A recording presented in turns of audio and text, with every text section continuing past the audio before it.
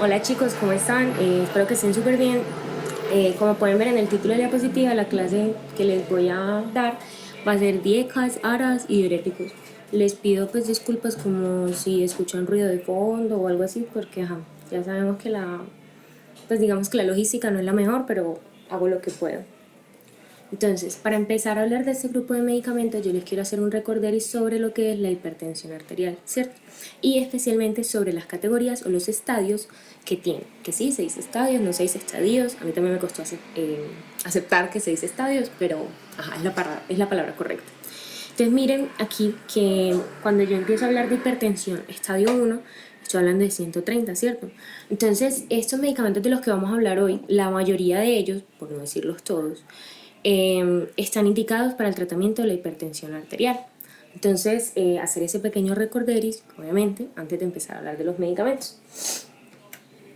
Del primer grupo que nosotros vamos a hablar va a ser de estos que ven acá, que se llaman IECAS. Y ustedes se estarán preguntando, bueno, ¿pero qué significa? Bueno, sencillamente, inhibidores de la enzima convertidora de angiotensina. Si ustedes recuerdan, porque yo sé que ustedes lo han visto, el sistema renina-angiotensina-aldosterona tiene un paso que necesita de una enzima que se llama la ECA, enzima convertidora de angiotensina, ¿cierto? Que es esta enzima acá que se encarga de pasar la angiotensina 1 a la angiotensina 2, ¿cierto? Entonces lo que hace el medicamento es bloquearlo, ¿cierto? Y así va a bloquearme el sistema renina, pues un pedazo del sistema renina-angiotensina y me va a evitar que se aumenten las cifras de presión arterial. Ustedes ven en esta grafiquita que también me está bloqueando otra enzima, que es la enzima que se encarga de degradar las bradicininas, que son los péptidos que están en el pulmón. Esto se los digo porque hace parte de los efectos adversos, ¿cierto? Porque los IECAS también bloquean esta enzima acá. Entonces, si yo bloqueo la enzima que me degrada las bradicininas se aumentan, ¿cierto? Y eso va a tener potenciales efectos en, en los pacientes o en cierto grupo de pacientes. Dentro de este grupo, miren que vamos a encontrar estos medicamentos, el captopril, el enalapril, el lisinopril, el ramipril, ¿cierto? Todo lo que termine en il. Dentro de los efectos adversos, como yo les decía ahorita, miren, tenemos hipotensión, tos, angiodema e hiperpotasemia.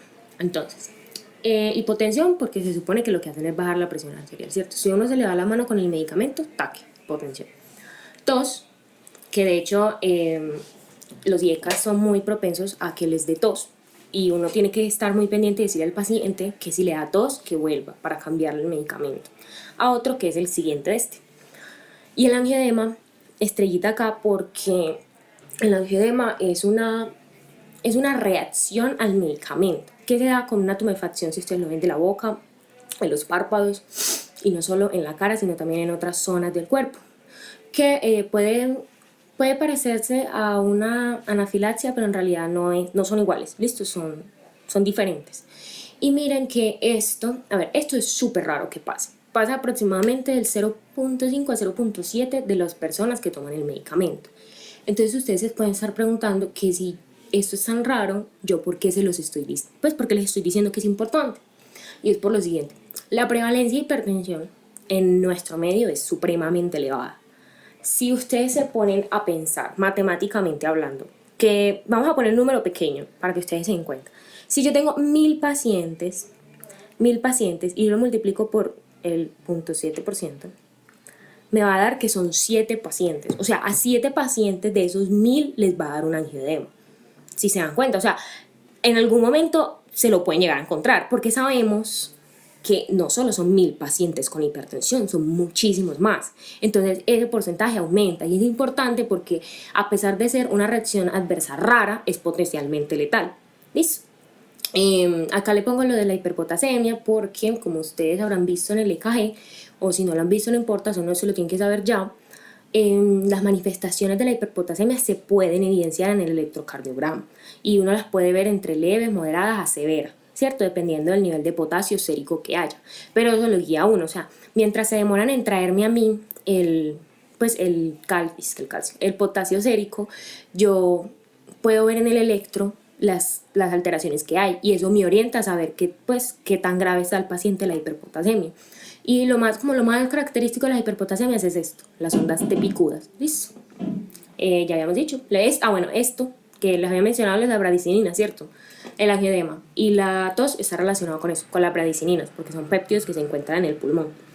Es un poquito complejo explicar cómo, pero si alguno tiene la duda, igual me puede escribir, yo se lo explico con mucho cariño, no se los voy a preguntar, entonces no se preocupen. Pero tengan presente que las bradicininas están relacionadas con estos dos aspectos adversos, eso sí lo tienen que tener claro.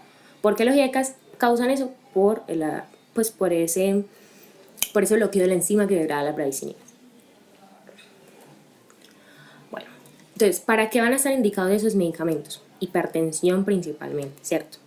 Paciente con diabetes y que tenga hipertensión es súper bueno para mejorar si tiene nefropatía porque disminuye la albuminuria o para retrasar como ese periodo de tiempo en el que aparece esa alteración microvascular. ¿Listo? Entonces, el paciente que es diabético y que se da cuenta que es hipertenso, o lo contrario, que es hipertenso y luego se da cuenta que es diabético, estos medicamentos son buenos para tratar la hipertensión en esos pacientes. No es que mejore la diabetes, no es que va a bajar el azúcar, no es nada de eso. ¿Listo?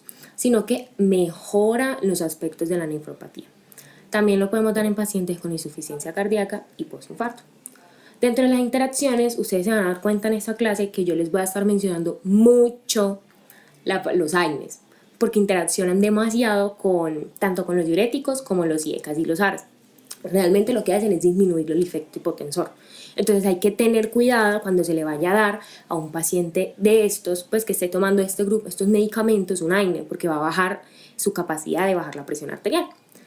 Y también miren, diuréticos ahorradores de potasio, que los vamos a ver más adelante, no se azaren. Estos diuréticos, como su nombre lo dice, como ahorran potasio, quiere decir que van a estar guardando el potasio, ¿cierto? Y si yo le doy un IECA, que de por sí ya me aumenta el potasio, ¿qué voy a tener? Hiperpotasemia. ¿Listo? Contraindicado en embarazo, ceratogénico, entonces no se le puede dar a una paciente. Si es una paciente hipertensa y está embarazada, se van a usar otro grupo de medicamentos, pero no estos, son teratogénicos. Y lo otro es esto, que es la estenosis de la arteria renal bilateral. ¿Por qué? Y lo que le pongo acá abajo, IRA, eso es insuficiencia renal aguda, porque esta es la forma en que se manifiesta. Hay veces que hay pacientes que se presentan pacientes jóvenes, ¿cierto? Por ejemplo, de 25 años, que se presentan con hipertensión. En ese grupo de pacientes uno dice como, ve, qué raro, porque generalmente ustedes se darán cuenta que la hipertensión es de pacientes mucho más adultos, ¿cierto? Entonces uno dice, ve, qué raro que este paciente tenga como hipertensión, ¿no? Y uno le empieza a buscar causas secundarias. Como uno de los elementos de los medicamentos de primera línea son los IECAS, entonces uno a veces le da el IECA a ellos, pues le dice, mire, tómate ese medicamento. Esos pacientes, cuando tienen las arterias renales bilaterales estenosadas, se van a presentar a urgencias con insuficiencia renal aguda. Y ahí es cuando yo sé que yo no le tengo que dar al paciente. Y eso, de hecho, me pasó a mí en rotación porque me lo preguntaron y fue como súper raro porque no teníamos ni idea de hipertensión secundaria. Entonces, porque la estenosis de la arteria bilateral es una causa de hipertensión secundaria, no la típica hipertensión de las que le hablé al inicio, que es la hipertensión esencial, en la que no sabemos que hay una causa, sino que en esta sabemos que es por la estenosis, ¿cierto? Entonces, cuando yo le doy a un paciente un IECA, con esta condición se va a presentar como una insuficiencia renal aguda. ¿Listo? Vamos con el segundo grupo, que van a ser los ARA2. ¿Listo? Como las siglas lo dicen, son antagonistas de los receptores de angiotensina, ¿cierto? 2. Miren ese mapita que yo les puse acá, eso omítanlo, eso es de la renina, esos son otros grupos de medicamentos que yo nunca he visto que los usan, entonces por eso no están acá, ¿listo? Aquí habíamos visto lo de la IECA, que me inhibe el paso de angiotensina 1 a angiotensina 2. Los ARA2 no me inhiben la enzima como tal, sino que se paran en el receptor de angiotensina y me lo bloquean. Entonces también me van a cortar el sistema renina, angiotensina, aldosterona en una parte de su esqueleto, ¿cierto? Entonces, por ende, si yo bloqueo el sistema renina, angiotensina, aldosterona, se me va a bloquear una de las formas en las que el cuerpo sube la presión arterial. ¿Listo? Entonces, ayudo con el efecto hipotensor. Dentro de estos medicamentos, miren los que tenemos acá. Tenemos el losartán, el valsartán y el candesartán. ¿Listo? Que estos también, de hecho, son usados. Son usados bastante. Bueno, miren los efectos adversos de esos medicamentos. Se ven prácticamente igual que los IECAS. Y entonces ustedes me van a decir, pero si son iguales, ¿para qué carambas? Pues, ¿para qué carambas? Pues, si me entiendes, o sea, ¿qué hace que yo escoja uno que el otro? Bueno, mire, por lo general, eso está en la siguiente diapositiva, de hecho, acá, pues en las indicaciones. Por lo general, uno tiene que tener en cuenta que estos medicamentos están relacionados. Pero miren, porque son las mismas indicaciones: hipertensión, diabetes, nefropatía, insuficiencia cardíaca y intolerancia a los IECAS. Esta es la respuesta a la pregunta que yo les estaba haciendo. ¿Por qué doy primero IECAS y no ARAS si igual funcionan como lo mismo, no? No, la respuesta es que si el paciente empieza a presentar tos o tuvo un cuadro de angioedema, yo no le puedo dar IECAS. Yo no le puedo dar eso. ¿Por qué si el paciente presenta tos yo lo cambio en ARA? Porque los ARAs tienen menos, pero mucho menos riesgo que los otros. Porque miren que como ese no me bloquea la enzima de la bradicinina. También tienen riesgo, pero mucho menos comparado con los IECAS. Entonces, por eso esto es como la principal indicación. Sí, hipertensión, sí, paciente con diabetes y nefropatía, pero ¿qué? Que sea intolerante a los IECAS. Porque yo primero a ellos les di un IECA. Entonces dije, el paciente me presentó tos, mejor se lo cambio, están los ARAS. Miren interacciones, volvimos a los AINES, disminuyen el efecto hipotensor. Y miren, volvimos a los diuréticos ahorradores de potasio. ¿Por qué? Por la hiperpotasemia. Miren, por la hiperpotasemia. Porque si yo le doy esto, estoy aumentando los niveles de potasio. Contraindicado nuevo embarazo, teratogénico. Entonces no se lo voy a dar. De nuevo, estenosis arterial, miren, de las arterias renales. De nuevo se va a presentar con insuficiencia renal aguda y también lo tenemos contraindicado en los pacientes con una hipovolemia grave. ¿Listo? Aquí se acabó la primera parte de la clase. Vamos para la segunda, que son los medicamentos, un grupo de medicamentos que se llaman diuréticos. Si ustedes alguna vez, yo me imagino que alguna vez habrán escuchado ese nombre. Si no saben qué significa, no importa. Diurético significa que aumenta la diuresis. ¿Y la diuresis qué es? Cuando yo voy al baño a hacer pipí. Entonces aumento el ir al baño a hacer pipí, entonces disminuyo el volumen, ¿cómo le digo? El volumen extracelular, ¿cierto? Porque estoy yendo al baño. Entonces disminuyo el volumen.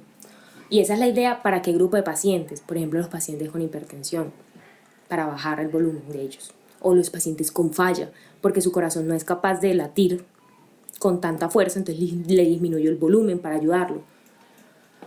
Yo sé que ustedes no han visto renal, o lo más probable es que no hayan visto renal todavía.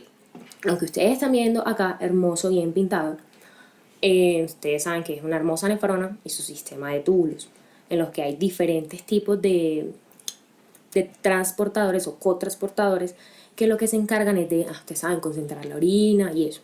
Aquí es donde van a actuar esos diuréticos. Bueno, van a bloquear y bloqueándomelos van a arrastrar solutos y esos solutos van a arrastrar agua. El que más voy a estar botando por sangre va a ser el sodio. ¿Listo? El sodio es como el mineral, no, eso no es un mineral, soy boba. El sodio es el soluto que más se va a estar eliminando por orina. Eso, es que mineral, me embobé, perdón. Vamos a empezar con ellos, ¿listo? Miren, el primer grupo va a ser esto, los inhibidores de anhidrasa carbónica. Yo sé que en bioquímica escucharon esta enzima un montón de veces y uno hasta se cansa como de escucharla, pero miren que eso no se desaparece de nuestra vida, qué tristeza. Estos son los medicamentos que son como los más reconocidos, más que todo la acetazolamida. También está la dorzolamida y la urenzolamida. Entonces miren, ¿qué van a hacer ellos? Si su nombre dice inhibidores de la anhidrasa carbónica, me inhiben la anhidrasa carbónica y me inhiben en todas las partes de la célula, luminal, vasolateral e intracelular. ¿Listo? Todas me las va a inhibir. Porque acá se los pongo y ustedes saben que esa enzima lo que hace es catalizar una reacción entre el ácido carbónico para que se convierta en agua y CO2. ¿Listo? Que es la forma en que tiene el riñón para recuperar ese bicarbonato y que no se vaya por la orina. ¿Listo? Porque si yo la bloqueo, lo que hago es que el bicarbonato se vaya. Se fue y no lo recuperé. Miren los efectos. Aumenta la excreción del bicarbonato en la orina, lo que yo les decía. Si yo la bloqueo, se va. Se disminuye la producción de acuoso, porque en los cuerpos ciliares, por allá en el ojo, también se produce bicarbonato. Entonces, pues también se produce eso para producir el humor acuoso y además también está la enzima. ¿Listo? Entonces, por eso también disminuye la producción de humor acuoso. Miren, dentro de las indicaciones, la principal indicación para este grupo de medicamentos son el glaucoma Y por eso, de las presentaciones de estos medicamentos que les había dicho, son gotas oftálmicas, que la ventaja que tiene es que se concentran en el ojo y tiene muy pocos, si es que no, efectos adversos a nivel sistémico. Miren, de estos medicamentos la contraindicación es la hiperamonemia y la encefalopatía hepática, que a veces esta hiperamonemia se deriva de un paciente que tiene cirrosis, y como esos iones de amonio llegan al cerebro, me causan lo que se conoce como una encefalopatía hepática, para ponérselo en términos sencillos. El problema con este medicamento es que como yo estoy eliminando el bicarbonato se relaciona con los iones de amonio. Si yo le quito esa relación, se aumenta el ion amonio, ¿listo? Entonces, causa la hiperamonemia, ¡pum!, encefalopatía, ¿listo? Dentro de los efectos adversos, miren, acidosis metabólica hiperclorémica, pero es por el mismo hecho, estoy eliminando el bicarbonato. Entonces, esto es de lo que se puede dar. Cálculos renales, que es un poquito más complejo porque tiene que ver con el calcio y bla, bla, bla, y la solubilidad de la orina. Pues la solubilidad no, el pH, perdón, pH de la orina. Reacciones alérgicas, ojo, miren, grupo sulfa. Paciente que sea alérgico a sulfas, no se le pueden dar inhibidores de la anhidrasa carbónica. Y parestesias y somnolencia. Miren, ya pasamos al segundo grupo de diuréticos. Los diuréticos son sencillos, se los digo en serio. ¿Quiénes vamos a encontrar acá en los diuréticos de ASA? Porque ya pasamos al ASA. Pasamos de los inhibidores de anhidrasa carbónica, me encanta ese timbre, de inhibidores de anhidrasa carbónica a los diuréticos de ASA, que como su nombre lo dice, ¿dónde van a actuar? En el ASA. Dentro de los principales vamos a tener la furosemida, y este es realmente el que más van a ver en las clínicas. Furosemida, grábenselo para toda la vida. Miren el mecanismo de acción: reabsorción de cloruro de sodio en la rama ascendente gruesa del ASA.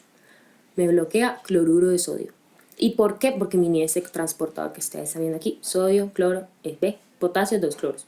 Mi ese transportador, entonces, me afecta la reabsorción del cloruro de sodio. Entonces el cloruro de sodio se va y así disminuye el volumen. Farmacocinética, que hablamos acá, que estos medicamentos tienen una muy buena absorción gastrointestinal, y el riñón los va a eliminar por medio de la filtración o por la secreción tubular que tiene. De aquí a la farmacodinamia me interesa esto. Miren, aquí dicen, y aquí lo puse yo, que pueden competir con la excreción de ácido úrico. Pueden, tienen cierta interacción con el ácido úrico, sí, pero el grupo que vamos a ver ahorita es donde más, porque es que como tal bloquea el transportador de ácido úrico. ¿Por qué le estoy haciendo énfasis en esto del ácido úrico? Hay una enfermedad que se llama gota. La gota es una enfermedad bioquímica que lo que hace es que me genera una alteración en la que se aumentan los niveles de ácido úrico en sangre, ¿cierto? Y al aumentarse eso, se depositan las articulaciones. Al depositarse en las articulaciones, genera un dolor insoportable. O sea, por los pacientes es referido como un dolor infernal. Literalmente, es horrible. Y pues, imagínense, si tiene niveles elevados de ácido úrico en la sangre y yo le doy medicamentos que aumenten el ácido úrico, porque disminuyen su excreción, lo que puede hacer es que le desencadene un cuadro de gota. Y eso es como maluco para ellos porque duele mucho. ¿Qué indicaciones tiene este medicamento? Pues estos medicamentos, principalmente furosemida. El principal y el que ustedes más van a ver en la aplicación clínica, o por lo menos dentro de mi experiencia que yo he visto más en la aplicación clínica, es este: edema agudo de pulmón. Esto, furosemida, edema agudo de pulmón. ¿Listo? También se puede dar en pacientes con insuficiencia renal aguda o con una sobredosis de aniones. Hasta, miren, hiperpotasemia, por lo de que bloqueaba el canal. Pues les mostré sodio, potasio, 2 cloros. De los efectos adversos, miren, una alcalosis metabólica hipocalcémica, son ototóxicos. Y ototóxico significa que le hacen daño al oído. ¿Listo? Que hacen pues disminuyen la audición, la dañan. Hiperuricemia, como les había dicho, un aumento en el ácido úrico, hipomagnesemia, y reacciones alérgicas porque también tienen sulfas. Entonces, otro medicamento que al alérgico a sulfas no le puedo dar. Contraindicado embarazo, teratogénico, alergias a sulfas, porque pues le desencadenamos qué cuadro de alergia y como maluco, ¿no? Dentro de las interacciones, esta es súper importante. Miren, aminoglicósidos. Y ustedes se están preguntando, ¿qué son los aminoglicosidos? Porque ustedes no tienen que saber qué son los aminoglicosidos y para eso estoy yo para explicárselos. Los aminoglicosidos son un grupo de medicamentos que pertenece a algo que se llaman antibióticos. Eso lo van a ver el semestre que viene, no se preocupen. Este grupo de antibióticos, los aminoglicosidos, se caracterizan porque son ototóxicos. Y son ototóxicos con ganas. Imagínense, un paciente que me esté tomando uno de esos antibióticos y yo le dé una furosemida, por ejemplo, le estoy sumando a esa ototoxicidad. Entonces hay que tener cuidado con esas interacciones medicamentosas. De nuevo, miren los AINES, tiacidas que funcionan juntas, pues ayuda a ese efecto diurético.